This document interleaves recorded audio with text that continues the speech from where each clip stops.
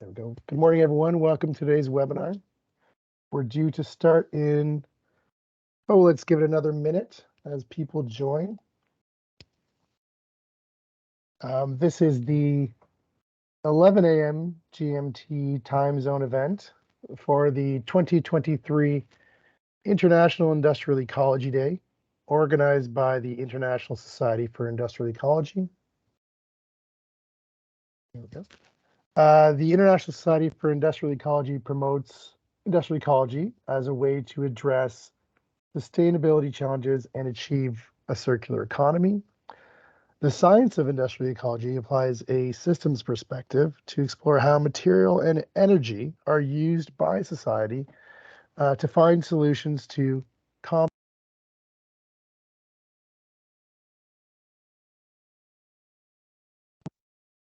Weirdly, I've been muted. I don't know for how long. Just a second, Eugene.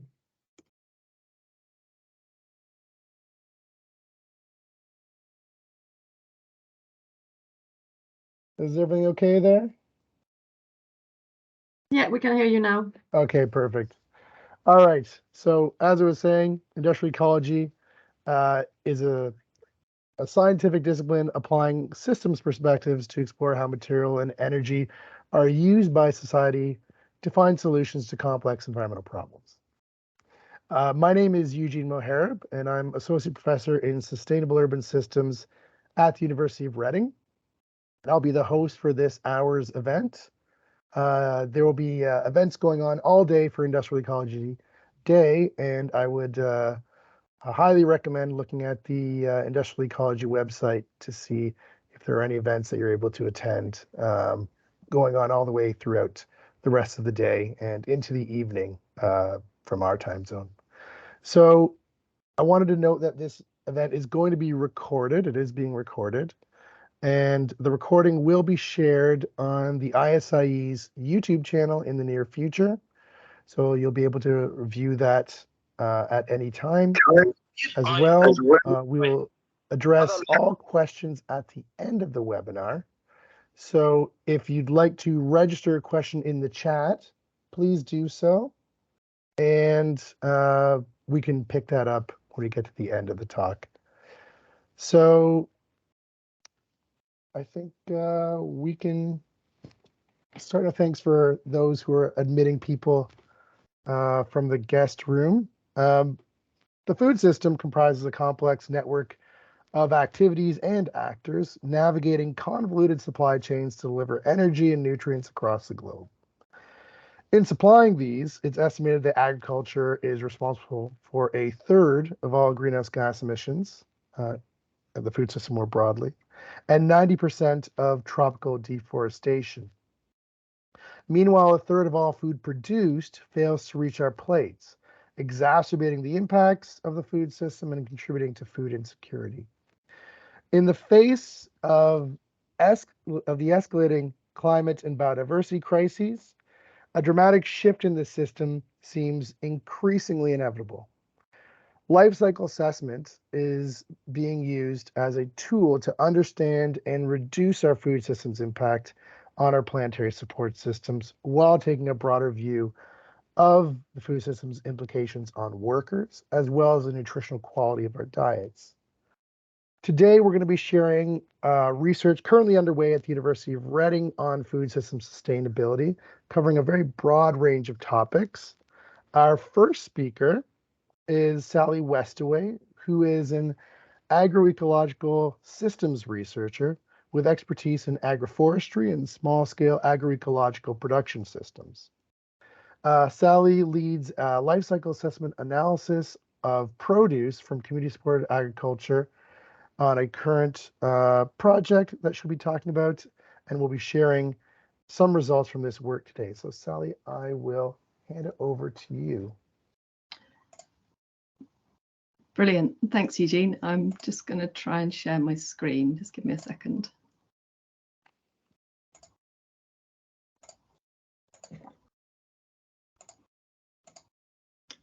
Okay, is that working for everybody? That's great. Thank you.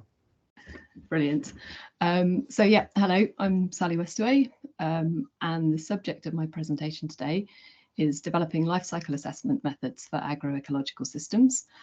So the work that I'm going to be talking about was carried out as part of the Food Levers project, which as a project aims to identify key leverage points to develop and scale up existing innovative, organic and sustainable food practices.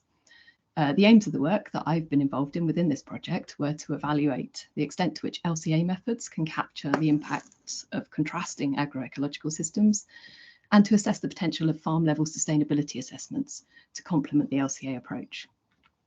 So I'm going to present today results from two contrasting methods for assessing farm sustainability, whole farm sustainability assessments using the public goods tool, and then cradle to farm gate LCAs of fresh produce.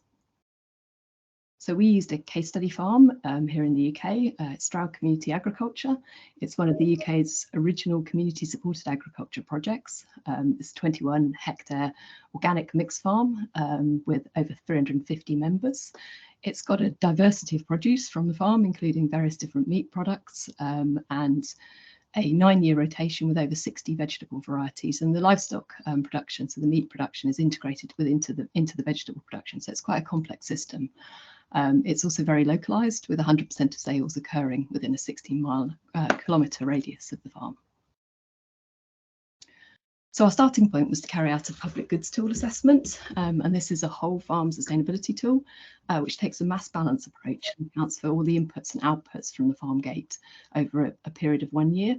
In addition, there are a series of questions which you ask the farmer, which score the farming system within different categories or spurs. And this radar diagram here shows the spurs around the outside there. The tool was modified as part of the project to make it more applicable to sort of smaller scale horticulture farms. These are the results from our case study farm. So the farm scored especially highly for agricultural systems diversity, reflecting the fact that it's a highly diverse farm with multiple crops and livestock types. It scored less high for water management and energy and carbon. The vegetable crops are irrigated with mains water with no sort of water collection on the farm or recycling. And the enterprise is split over 2 sites as well. And there's relatively high fuel use travelling between the sites, which is picked up in the energy and carbon score. Following on from the PG tool, we carried out LCAs of 3 products from the case study farm, with the aim to compare the environmental impacts of fresh food produced from the case study with mainstream organic production of the same products. So our functional unit was 1 kilogram of fresh produce at the farm gate, with values of yields that averaged over a 3-year period. We used some allocation procedures to exclude basically the other livestock from the analysis, so the sheep and the pigs, and then also to look at the rotational land use as well. And the way we dealt with this was to divide impacts equally among the crops based on the area that the cash crops were cultivated.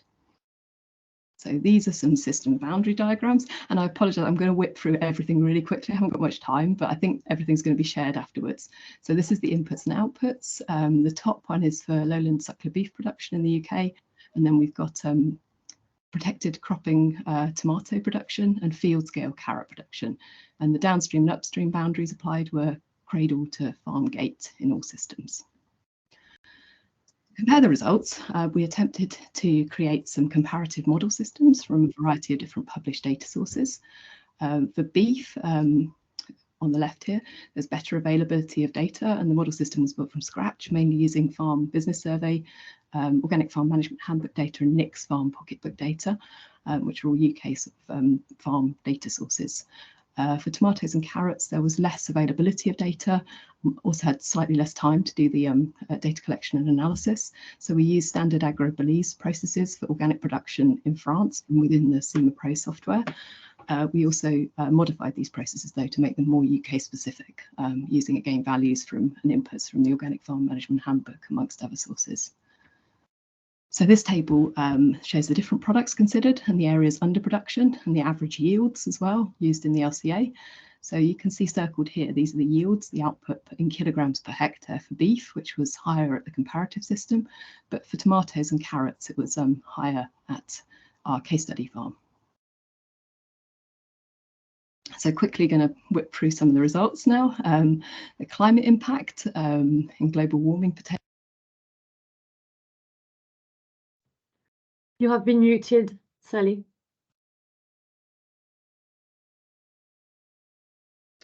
If I can just ask people in the audience to avoid pushing the mute speaker button, that would be helpful. Still muted, Sally.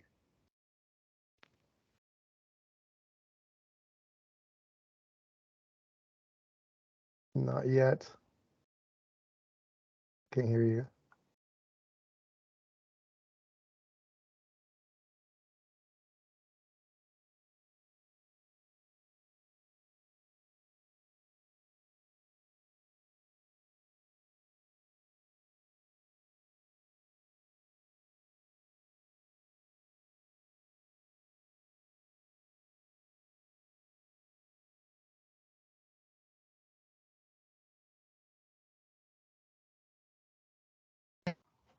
Oh, now we can hear you, Sally. Great. Okay, right. So you've all had a nice chance to look at this slide now, hopefully, while I was muted. So this shows the climate impact, GWP, in terms of GWP of the different systems. So the top one is for the beef system, and you can see that the the GWP at the case study farm is higher than the comparative system. And this is mainly due to increased enteric fermentation from methane productions, but also a little bit from manure management and also N2O from crops. The opposite is the case at the case study farm, with global warming potential higher at the comparative system than the case study farm, sorry, for carrots and tomatoes. And here you can see that carrots in particular, there's a lot higher global warming potential at the comparative system. And this is mainly due to this yellow band here, which shows fuel combustion in farm machinery. And I think reflects the fact that the case study farm is farming on a much smaller scale, and it's mainly hand labour rather than tractor work being used to carry out the bed prep and cultivations. So the other impacts considered in the study were water consumption and land use. And water consumption was higher at the beef comparative system by quite a long way. That's this bar up here, and I'm not sure the shading shows up very well, so I apologise for that. But the top bar and this top section that's outlined in red shows imported feed. So the case study farm didn't use any imported feed, whereas the comparative system had a percentage of imported feed used within it, and this makes up this increased water consumption. And when you look at carrots and tomatoes, the opposite is the case, in particular for tomatoes, with increased water consumption at the case study farm. And this is mainly due to the fact that the irrigation, which dominates the water consumption, unsurprisingly, comes from mains treated water for the tomatoes at the case study farm, whereas the comparative process was using river water and natural water sources. So land use was also considered, and the impact per kilogram of product was much higher for beef than for the vegetables. The impact was dominated mainly by crop production or feed production on farm, and there's not a huge amount of difference between the different systems considered. So finally, we looked at extending the use of the PG tool data to develop some indices for biodiversity and social impacts to complement the LCA results. So the biodiversity indicator was built from PG tool questions on ecosystem diversity and agro-environmental management, and included, amongst other things, crop and livestock diversity, semi-natural features, pesticide use, and land use change. And the use of the PG tool data allowed benchmarking against average UK values using assessment data from other farms. And this graph here shows the biodiversity index results for Stroud in the darker bar, and then the average of 18 different organic farms assessed in the crosshatch. And you can see that Stroud had a lower biodiversity index overall. This was mainly due to the land use change, which was a result of a new polytunnel being erected on former grassland, so a change from grassland to crop production. We also looked at a social indicator and built this from the social capital spur questions, focusing on farm labour in particular. I've not showed the details here, but the case study farm had a relatively higher labour input than benchmark data. So then finally, to discuss the results, they demonstrate a link between environmental impacts and production efficiency, with lower climate impacts strongly associated with higher outputs from the farm. The outputs from beef were lower at the CSF, the case study farm, with the than the more specialised comparative system, but not those from tomatoes and carrots, which were higher, reflecting the higher labour input and smaller scale, more intensive production methods at the case study farm. The use of external inputs was lower at the case study farm, which contributed to generally lower overall impacts. In particular, the use of bought-in feed would probably contribute most to reducing water consumption impact of beef production, but there's potentially trade-off here in terms of methane emissions. The PG tool results highlighted the importance of agricultural systems diversity and added more detail to the LCA results. For example, the high labour input in the case study farm contributed to the social capital PG tool score, and also partially explains the reduced emissions from tractor operations that were modelled in the LCA for carrots. So to conclude, I think that LCA is useful, but potentially incomplete tool for measuring the sustainability of more complex agroecological systems. LCAs can really help to develop an understanding of which parts of food systems have the greatest impacts and how they could be more sustainable, but I'm not sure they should be used as the sole determinant of sustainable agriculture, especially for these sort of smaller scale, more complex systems. And the addition of these rapid farm level multi-criteria sustainability assessment tools, such as the PG tool, can complement the LCA, helping to reveal by blind spots, but also encouraging buy-in from the farmer, because it creates this sort of feedback process where you talk through the results with the farmer in a very direct way. Thanks for listening. Any questions? Great. Thanks very much, Sally. We're going to hold questions to the very end. So if you do have any questions for Sally, could you please put them in the chat box, and we'll get to those after all the talks we've done. And as Sally mentioned, we are indeed recording the talk today, so so don't worry if you wanted to go back and look at some of those graphs, you'll be able to do so. Our next speaker is Nina Adams, who is postdoctoral researcher in livestock systems at the University of Reading. And Nina's PhD research focused on farmers' valuation of ecosystem services and silvopastoral agroforestry, focusing on Italy. And her current work is on the EU Horizon project Pathways, focusing on sustainability assessments, policy evaluation, and scenario development for sustainable livestock production in Europe. Nina will talk about LCA's considerations for animal welfare, looking at what's been seen in the literature thus far. Wonderful, and we can see that. Thanks, Nina. Great, thank you. I'm trying to put this into presentation mode. Is that it? Nope. Oops. Right, let me try that again. While I fiddle with the computer, I might just start introducing myself. My name is Nina Röhrig. I'm, as Eugene has said, I'm a postdoc working on the Pathways project, and we've been looking at animal welfare, specifically in LCA over the last sort of year and a half. I'll just pull up my slides.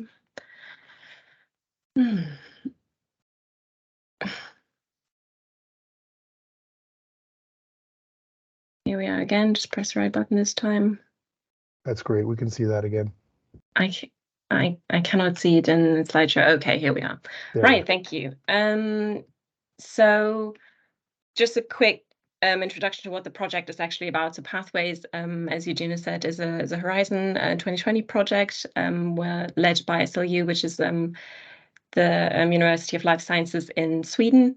We're quite a big project with 30 partners, and we're over a lifespan of 5 years. So yeah, our aim is to inform policy, but also research and businesses on strategies how to transition to a better, more sustainable livestock sector in Europe. So how are we looking at animal welfare in this context?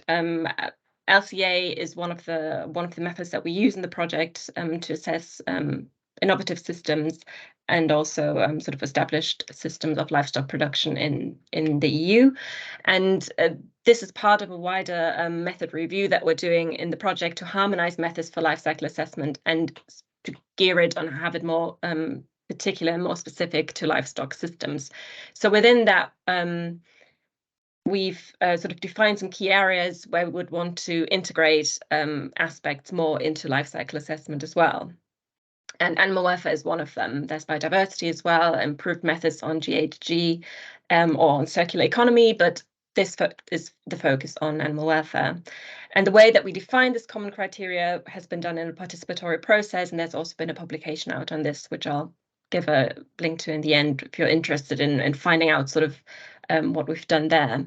And within this process, we've defined some general criteria, what we look at and what we assess the different methods that are out there on the different themes against. So that's transparency and reproducibility, completeness, fairness and acceptance, robustness and applicability. And then what we did is take a step back and look for the different subtopics that we want to cover, such as animal welfare. What are kind of the traits that we're looking for in the methods? And for animal welfare, this was that the method needs to be able to relate animal welfare, so to say, to a functional unit, so we can make it comparable to the rest and can integrate it to the rest of the LCA. We want it to be applicable to different species and also cover all stages of the life of an animal. The data needs to be readily available or easy to collect. And we want, and this is maybe one of the key points, want it to still be a satisfactory representation of the conditions that this animal has lived in. So what we've done in this process is we've reviewed papers, and this was part of a systematic approach. So there aren't that many papers out there on this topic. So at the time, we had 10 papers to include in this review, but I'm aware that since then other papers with additional methods have come out in this year. So what are the specific criteria that we looked for? In addition to the general criteria I've talked about before. So one was accuracy. So this was for us to say, okay, how much does it actually capture the degree of animal welfare? And then at different levels. The other one is coherence across the value chain. So can we capture animal welfare at different stages of an animal's life? This is just an overview of the included papers that we've looked at. Some of them are using each other's methods, for example. So the methods also differed quite a lot in terms of whether they are applicable to a social LCA setting or a general LCA with an animal welfare assessment on the side. And what we find is that the species that are covered most by these papers is chickens or poultry, maybe in general. Then cattle, dairy is definitely something that we saw quite a lot of, and then pigs, but there's definitely less on sheep, for example. And then when we look at the aspects or if we relate this to maybe different domains as well of animal welfare, then the health aspect is the one that we see covered most, which is probably linked to that this type of data is quite readily available and easy to collect, such as mortality rates, for example. And then the second most covered aspect was housing, whereas something like emotional state is only covered by very limited methods. And as you can imagine, data on this is quite more difficult to collect, actually. So what we did then is score the different methods for the different criteria that I've said. We had the more general criteria that we applied, and then the accuracy and the coherence across the value chain, which you can see sort of at the right side of this table. And what this shows you is already that we only have very few, the ones at the top, very few sort of methods that score in the green, or even in the yellow, but we definitely see also quite a lot of red, so low scores for fairness and acceptance, which is because some of the methods are just applicable to one livestock species. So it's we cannot apply it so readily to other livestock species if the indicators are very specific that are assessed there. But also the accuracy is not great, and also the applicability has some sort of mixed results on that. And if we look at this a bit more in terms of like percentage share, then we can see on the specific criteria again that we see at the top, the coherence. So does it cover all stages of the value chain? Only reaches, like, most of the scores are medium, which means it only covers the farm phase, and then only a few methods actually cover the whole range of the value chain. And the accuracy is very low, quite a high share of low or medium, which means that they only cover one or two of the aspects that we've shown before. So either feeding or housing or health, and so on. At the general criteria, this is actually the methods there score high or very high. So this relates more to the environmental LCA that was done in the background, and then the animal welfare was kind of piggybacked on there. So we don't see like a general issue with this when the animal welfare is introduced, but more on, as I've said, aspects such as how fair is it, so how transferable is it to other sectors, and how applicable is it indeed as well. So that was quite variable in there. When we look at the high scoring methods that we find, is that the first two that you can see here are both social LCAs. So these methods are more able to cover this, I think it's called ethical treatments of animals, is that impact category that they look there. And the strength of both of these methods is that they can show the whole value chain usually, and they can usually cover more aspects of an animal's life, so health and feeding and maybe even behavior. But the weakness is that this is, of course, not very applicable necessarily, because this kind of data can be very tricky to get to. And also some of this actually required expert modulation of the different indicators, so that we have quite, maybe the results can be quite biased in that sense. Then there was one method that is by Scherer and colleagues that proposed a method to calculate animal welfare that can be included in LCAs. And they, the good thing is that they have it so it can be used for different species. They're related to a functional unit, and it does cover the whole value chain. But they only rely on one indicator to kind of approximate animal welfare. And yeah, there is a need for additional data collection, and there are also quite a lot of ethical assumptions that are made in this method, which is why the robustness of it is, well, can be debated. So coming to an end on this is that what we find very highly is that there is a trade-off between the applicability, so the ease of data collection, and the accuracy of how much of animal welfare can really be captured by these methods. And housing and health aspects are covered most, but this does not really tell you much about like the behavior of an animal, for example, and the emotional state that it is in.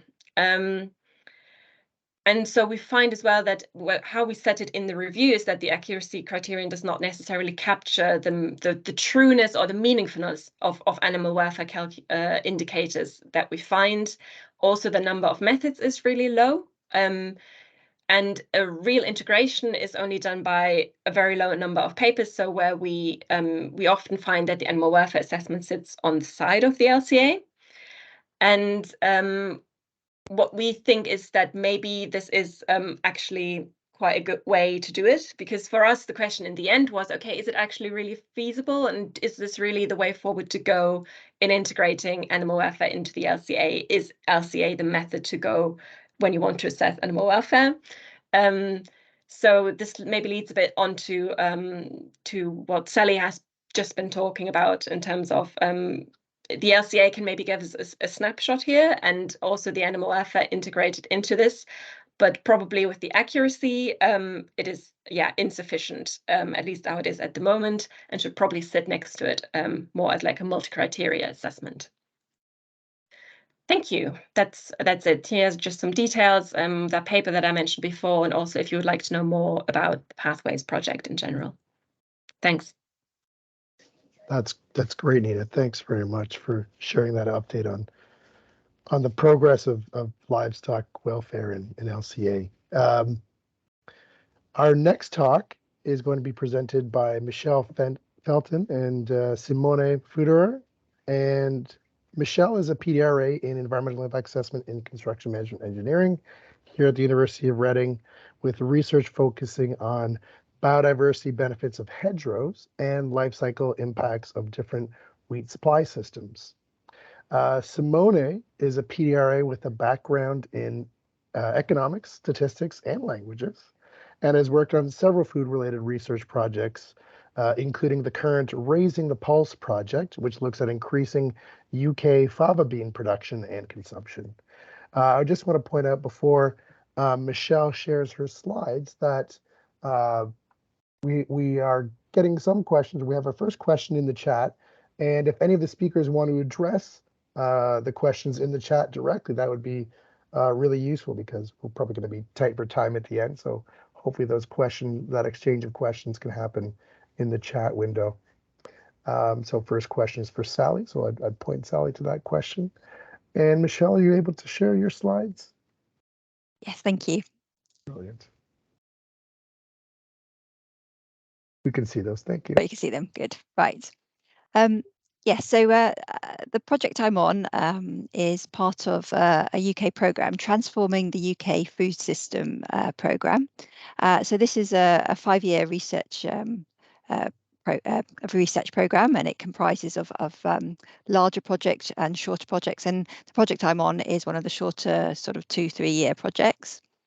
The whole programme is really to sort of link up healthy, accessible diets, so affordable and accessible, linking this with sustainable food production. So the whole overarching aims are to sort of really determine in the UK what we should be eating, what we should be producing and manufacturing in the UK, and what we should be importing when we consider both health and sustainability together. And it's bringing these concepts together rather than treating them in isolation, and that is the point of this programme. And it's particularly aimed to be interdisciplinary and have multi-stakeholder involved to try and get a really sort of broad evidence base to have policymaking across the board. It also provides training as well for food system researchers. So a focus of one of the focuses of a couple of the projects, the one I'm on and the one Simone is on, is white bread. So it's about thinking about how we can improve the health and environmental impacts of white bread. So in the UK, 90% don't meet their recommended daily dietary fibre intakes. So that's a really, really low. Most of the population doesn't get enough fibre. White bread is a UK staple. It's eaten by a larger number of people and almost daily for many people. It's also eaten in fairly large quantities as a cereal, and so it really does have a lot of potential to deliver more dietary fibre. If it's included with your white bread, you're going to get plenty of it. And then in terms of the environment, looking at arable farming in the UK, the greenhouse gas emissions and the other pollution, particularly phosphorus, this is really sort of over the last decade, it's sort of flatlined. It's not really getting these reductions. So this is something, and that's in terms of the phosphorus, that's really affecting the river systems. And white flour that's eaten in the UK, milled and then eaten in the UK, is mostly from UK grown flour. So we can see this connection here.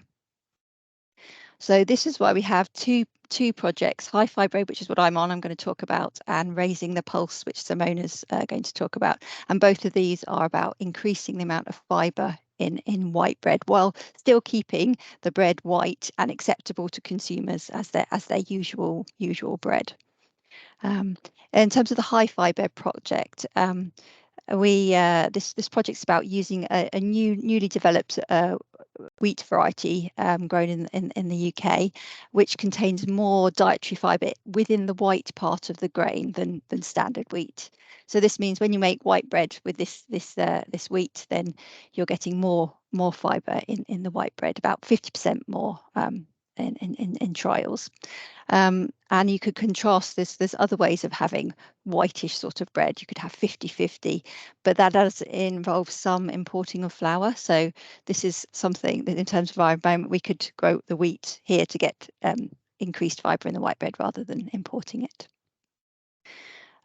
So here's a table. You don't really need to see this. This is just a list of, there's lots of different studies on the environmental impacts of meat. Most of them are looking at the carbon footprint or the climate impacts. And I'm going to show a graph of some of these results here. So this was a 5-year research program done 2009 to 2014, and this was taking a large number of measurements of milling wheat, UK milling wheat, and how it's been grown. And we sort of looking at the greenhouse gas emissions, and this is a graph of 318 different measurements taken over a 5-year period, or I think it was 5 or 7-year period. And this is just really, we got here, we got the massive range. We got 750 kilograms of carbon dioxide equivalent per ton, right the way down to more like 250 here. So you can see that the range is immense, but you can see it broadly with 400, 500. And in terms of how these emissions come by, the bottom, the pale yellow at the bottom, this is the emissions from the actual production of the nitrogen fertilizer. So a lot of nitric acids produced and nitric oxide is produced, and a lot of energy is used. So there's a lot of greenhouse gas emissions associated with the production of nitrogen fertilizer. And the next one up in the orange, this is the other big one. This is the emissions when you apply the nitrogen fertilizer to the soil. So these two make up the bulk of the emissions. And you can see diesel, that light green at the top. The diesel looks fairly constant along the axis. So yeah, this just gives a range. But this is just wheat. We haven't even got onto the bread LCA yet. So now we go on to bread, and we have obviously we have the agricultural production stage, but then we have the processing, which is the milling mostly, and the manufacturing of the bread, the mixing and the baking of the bread, and then the retail and the consumption of bread at home. So this is a graph here of some previously done studies. Again, we can see a big range. So this is a standard 800 grams sliced, wrapped in a plastic bag, sliced bread, loaf of bread, white bread, or some of these are wholemeal as well, that you'd find in a standard UK supermarket. So we can see there's a really big range in the carbon footprint or the greenhouse gas emissions. We're going from like about 0.4 kilos to 0.75 here. So that's a big range, and that's the total carbon footprint. In here, it's broken down into the stages of production, which is the agricultural production, processing, that's the milling, manufacturing, that's the baking stages. There are only a few studies that did the consumption and retail stage. And this also brings us on to food waste as well, which is a really big impact, a really big factor for bread. So there have been the sort of study that I can find with the most information is one done by Tesco's. They concluded that when you look at the wheat production for bread all the way up to producing the bread, in total 44% is lost at some point during the food chain, which is a huge number. But at the consumer stage alone, 23% of bread is never eaten. So that's for a 20-slice loaf, that's 4 slices of bread per loaf. It's not eaten. So in terms of LCA, the impacts, it really does have a big impact. And also this program is all about the health impacts. We're particularly looking at fibre. The standard functional unit doesn't really reflect that. It's a loaf of bread, not its nutritional value. So in terms of our planned LCA, we're doing this in SEMA Pro. we'll be doing a standard functional unit, but we can also consider doing either another more complicated functional unit to try and take into account nutrient flow, or to do some complementary nutritional analysis. So perhaps looking at the nutrient flow as the wheat in the bread goes through to the consumer and comes out as white bread, or if it's a higher fibre bread, as well as the energy. And again, the waste, it's really important to consider the waste. And we've really, this links to the environmental impacts and the nutritional impacts. You're delivering an 800-gram loaf of bread, but if 23% of it's not eaten, that's never delivered to the consumer. So that's how we sort of want to complement the sort of standard functional unit. So that's where we are really. I'm very very happy to hear anyone any ideas on incorporating nutrition and waste. Thank you, and let's pass over to Simona. Thanks, Michelle. Okay, Simona, thank you. So I'll try to, I'll share my slides and quickly go through. No, hold on. That was the one I didn't want to share because that wasn't working before. I just clicked on the one that was then stop presenting. Sorry about that. Share. Okay. No, not live. Now the live one comes up. So I'll share. Hopefully not sharing. So very briefly, I think we are short of time, so I go through it very quickly. So yes, I'm Simone Pfuderer. I work on the Raising the Pulse project, which is kind of a sister project of what high fiber that Michelle talked about. And one of the things that our projects have in common, we also look at the standard. Well, we look at the standard white bread. Just very briefly, so what your standard white bread usually has is, so if the flour mix is about 97% wheat and about 3% soybean. And so if you go back, and so of course these are grown, and these products are grown as part of rotations. And I briefly talk about why that's important, especially for our project. I've included sort of a reference to a paper that explains more about the project and what we are trying to do. So in the project, so we've got another 2 years to do that. And the idea in relation to the white bread is that I said, so standard white bread has got 97% wheat flour and 3% soybean flour, and the idea is to replace all of the soybean by faba beans, which can be grown in the UK. Soybeans can't. And some proportion of the wheat as well, of the wheat flour, up to about 17%. So we get to about 15 to 20% faba bean flour in the loaf of white bread. And part of the driver for that is nutrition, so it's higher in fiber, but also iron and some other micronutrients. But the other part is, and there we come to link to the nitrogen, as you've just seen, that nitrogen production has got a fairly big impact in the production side on, so the greenhouse gas emissions on producing wheat. And the advantage of faba beans is that it's a legume, and legumes fix nitrogen, so they don't need artificially produced nitrogen fertilizer. And you could think, well, that's easy. There's a slight complication in that the nitrogen that the legumes fix is also available for following crops, and this is why we really need to look at crop rotations, and take into account the impact that the legumes have on follow-on crops. So you can look at nutrient export and availability that we will look. You'd also then have to look at the losses as well, and sort of be consistent in how you account for the nitrogen effects of the legumes. Just to briefly say, there are also pollination impacts because beans are flowering, attract pollinators, and some more general sort of rotational impacts that'd be nice to take into account. We'll come to that. It becomes rather complicated eventually. There's a study by Costa et al. In 2020 that looked at different types of legume LCAs. They look at crop rotations. They've got 4 types. Just to briefly say what we are planning to do. We're planning to do a consequential LCA, looking at introducing legumes in rotation. We know from a recent paper by Upcott et al.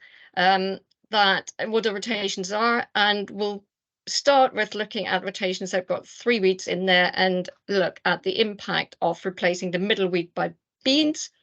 The advantage is it's quite simple. We replace wheat in the bread, and then we look at the rotation, also replacing wheat and beans. The disadvantage is that faba beans probably will replace more oilseed rape or barley than wheat. But it makes it quite complicated and more resource and data intensive if you look at rotations where oilseed rape and barley are replaced. That's the Raising the Pulse team. Thank you very much. And that's my part. And I'll stop the slideshow and hold on. So I lost my and stop sharing. There we go.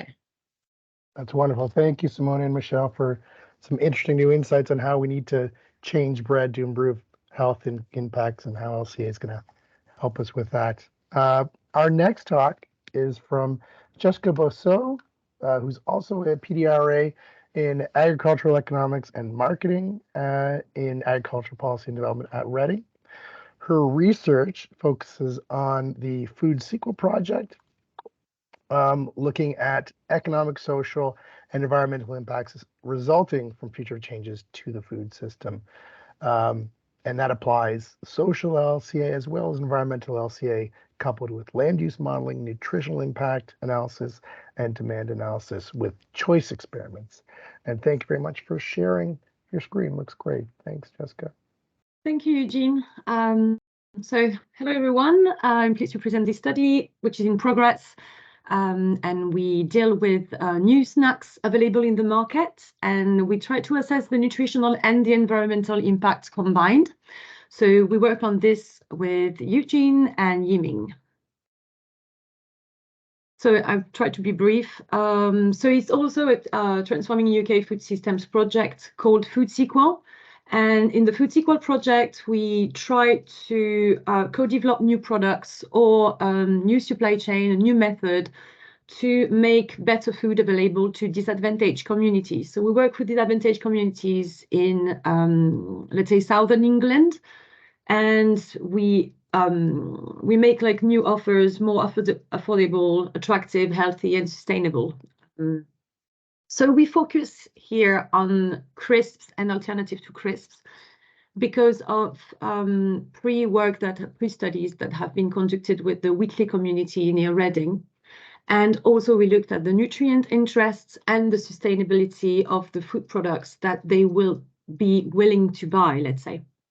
So briefly, we're going to go through the conceptual framework, and I will show you what is the combined LCA, then explain briefly the methodologies, the different diet scenarios that we're working on, how the environmental life cycle assessment is used in this, and then the further steps.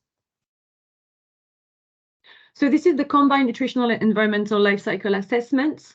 So the objective is to check the midpoint categories, as you do when you do life cycle assessment, but also the endpoint categories. And then we have a focus on the human health impact, which is expressed in DALYs, disability adjusted life years. What we do is like we take the products that we focus on, and then we also look at how they can benefit or harms the human health through their nutrients or different, let's say, nutrient profiles or food profiles that they have. And we convert those nutrients into DALYs, and then we can check the human health impacts on both sides. So the fact that the consumer will have this intake, how it will affect their human health, but also through the environmental impacts. So the methodology to assess the nutritional effects of diet is used for the current UK diet, which is available on the National Family Food Data Set, and also with the food items. So we looked at the ingredients that are inside the food item that I will show you right after. Then we converted it into direct risk factors, and thanks to this, we can convert it into DALYs. So now you can have like the DALYs from the nutrients themselves and from the environmental life cycle assessments. So for the ELCA and methodology, instead of building completely from scratch, we used Agribelize, which is a proxy. So they have, it's a data set, and they have a system with like a pool of different items, including crisps, for example, but also puffed crisps, etc. So we take the proxy and then we adapt it to the ingredients and to the case in the UK. So we adjust it for each product item, and we run the recipe in the midpoint and the endpoints at plant. And then for the cone LCA, we have to combine the DALYs from the diet and the DALYs from the ELCA, which is like the last step of our methodology. For the scenario, so this is the food family data set in the UK. So we divided it into different food groups just to have like a better understanding of how people get their calories from. And 101 kilocalories in average correspond to canned potatoes, like processed potatoes products, including a big amount of potato crisps. So with this, what we try to do is like we use those three products, and we will replace the crisps inside that diet with Walker's, Proper, and BEPS. So I will show you better the products after that, but each product either replace only the potato crisp and processed potatoes intake, or will replace the average to check how this product and the fact of switching from potato crisps to other alternatives that are supposed to be healthier can help the human health. So here are the three products. So regular potato crisp, because we need to control, and then we worked on lentil chips, and then black-eyed peas popped snacks. This is the functional unit. Functional unit is the recommended portion of each of the products. And this is the DALY. So as you can see, Walker's, Proper, and BEPS are represented here on my graph on the right. And the average DALYs, we can see that BEPS has like the lowest impact, negative impact, while Proper had the highest, quite close to Walker's. So then we looked at the midpoint categories for the ELCA, and we decided to focus on the 4 green indicators, because that's the most important according to previous literature. And we added the human carcinogenic toxicity and ionizing radiation, because they both contribute to the DALYs, the human health impact in the endpoints of ELCA. And, oh, sorry. So yeah, what we look at when we do the impact assessment is like each of the midpoint factor that we focus on has like a different highest contributor. So we would like to know with the midpoint where we could improve the ELCA and where we could make it better. So for example, what type of crops are the most consuming in terms of water or land use, etc. And then we have the endpoint categories, and yeah. So rapeseed potato and lentil, for example, for the human health, are the biggest contributor for Proper in terms of human health. We can see that BEPS is the highest contributor in human health, which means that the DALYs is really high. So we can classify and check in terms of ELCA what is the most harmful and the less harmful product to human health. Then we obviously look at ecosystems and resources, but it's kind of secondary in this analysis because we really focus on nutritional aspects. So this is more or less, this is preliminary results, but you can see that in terms of nutrition, this is the DALYs, and BEPS had like the lowest impact, and Proper has the highest one, as you have seen previously in the slide. And when you look at ELCA, it's quite the opposite. So BEPS had like the highest contribution to DALYs, but then we combine both of them, and then we can have like a better overview. And as it has been said before in the other presentations before me, ELCA or SLCA, they are not really sufficient when you really have like a precise question, and it's good to look at it as a tool to complement or to improve your analysis of a situation. And in this case, maybe if we focus on human health, which is what we try to do with Foods Equal, then it will be nice and useful to combine the DALYs of the ELCA and the nutrition themselves.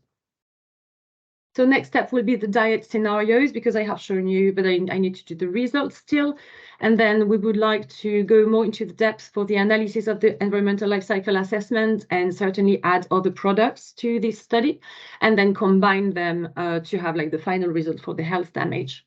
So in terms of contribution, well, theoretically, it's like the impacts of and benefits on health resulting on a change in diet. Methodologically, cone LCA has not been done yet on processed products like processed food items. And practically, it will help decision makers for social marketing strategy and development, like also political authorities, to try to make better further policies. And that's it for me. Thank you. Really great, Jessica. Thanks for that really interesting application of nutritional and environmental considerations on something that we all think about, snack foods on a daily basis. Well, speaking for myself at least. All right, now we're going to move on to our final talk. Azad Ashraf is a PhD student in energy and environmental engineering at the University of Reading. Azad has extensive industry experience in chemical, petrochemical, and wastewater industries, and over 12 years of experience in academic teaching in roles in Canada, the UK, Bangladesh, and Qatar. Now, Azad, if you're able to share your slides. I should say before Azad begins that we're going to go a little bit over time, as is typical, I suppose, in these webinars. So if you're able to hang around past the top of the hour, that would be great. And can you see the screen? Yeah, we can see that. That's perfect. Thanks. Is it the right screen? Yep, we can see the presentation screen there. That's perfect. And yeah, his talk today, as you can see from his title slide, will cover life cycle sustainability analysis in Dhaka's organic waste management system. So I'll hand it over to you, Azad. Thank you, Dr. Eugene, and hello, everyone.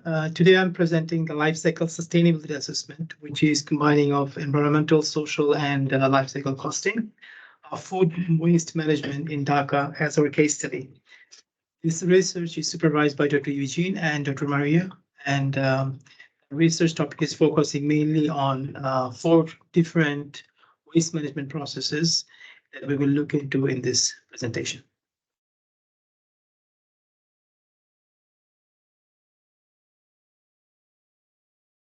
So before we move any further or start the LCSA, I would like to give you a brief idea on the global and Dhaka perspectives waste scenarios. What are the conditions right now, and why life cycles assessment would be a good tool to assess the sustainability measures in this management process. We'll talk about this, and at the end, we will look into what we can find from Dhaka's waste management processes, which could be replicated in other parts of the world as LCSAs as a strategic tool.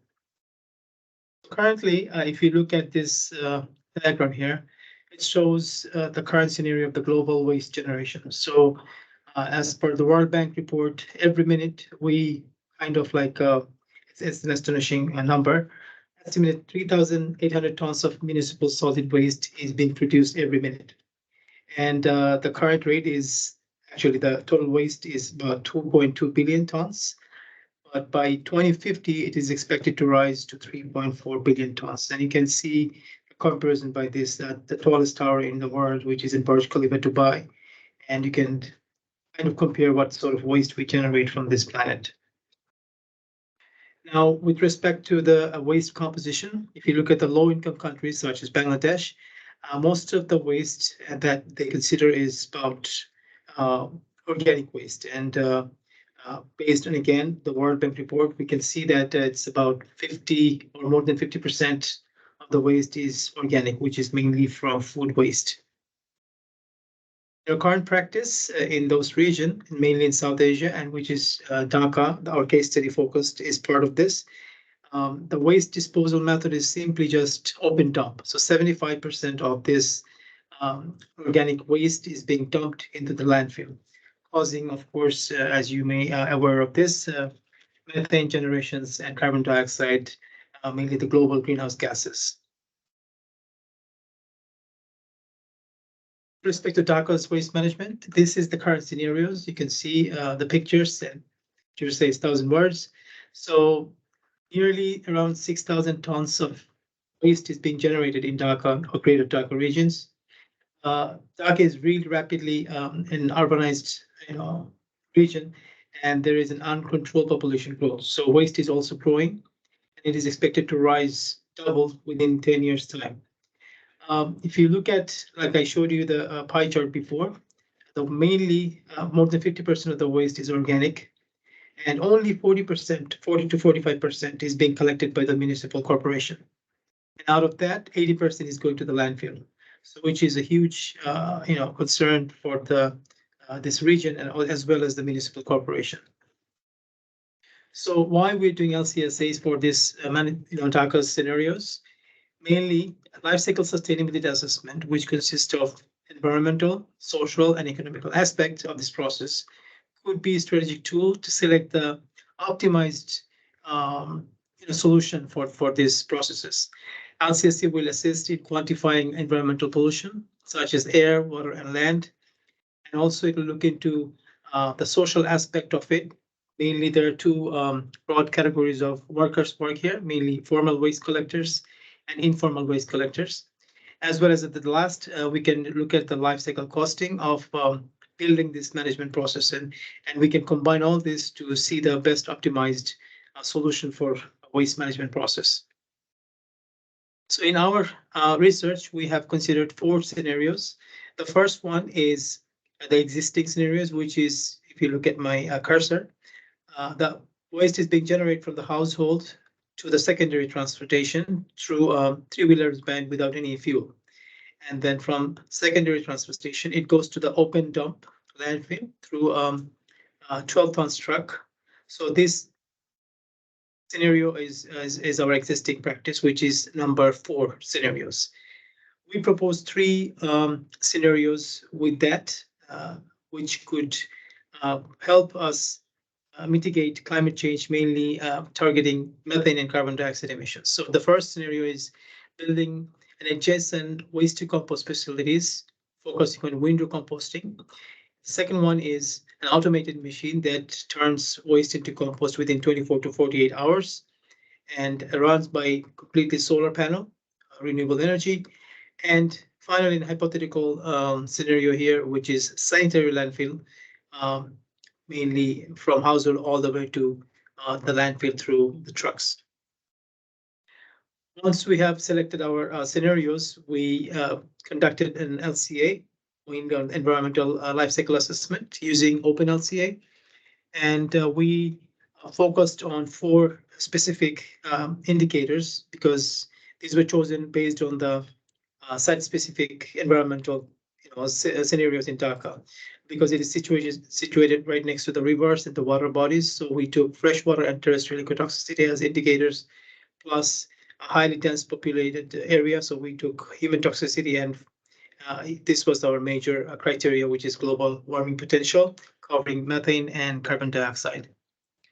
Once we simulated that, it gave us the result and compared the 4 scenarios. So if you look at all the indicators, out of all the indicators, your decentralized EP50 scenarios were the least impacted category for the environment. And both the landfills, sanitary and unsanitary, shows really high impact on the environment. So this was from the environmental perspective. Then we also went a little bit further to do the social life cycle assessment for formal and informal waste collectors. And here we took 4 impact categories based on the UNEP guidelines. So these were, I just want to zoom in. These were human rights, working conditions, human health and safety, and socioeconomic repercussions.